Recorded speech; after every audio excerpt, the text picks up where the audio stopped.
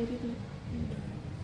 Nah, gimana tuh? Saya kan waktu kecil kan ya nggak ngerti nama saya siapa, makanya yang jelas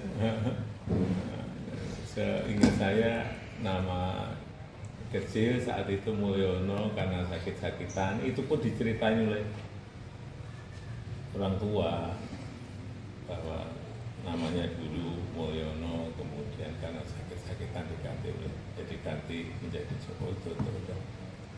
Tahu saya. Umur berapa itu Pak? Nggak tahu juga, tapi sebelum SD lah. Sebelum SD. Bisa berganti Pak? Kok bisa berganti?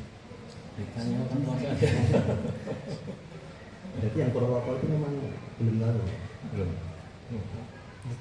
Oke, terima kasih Pak. Pak.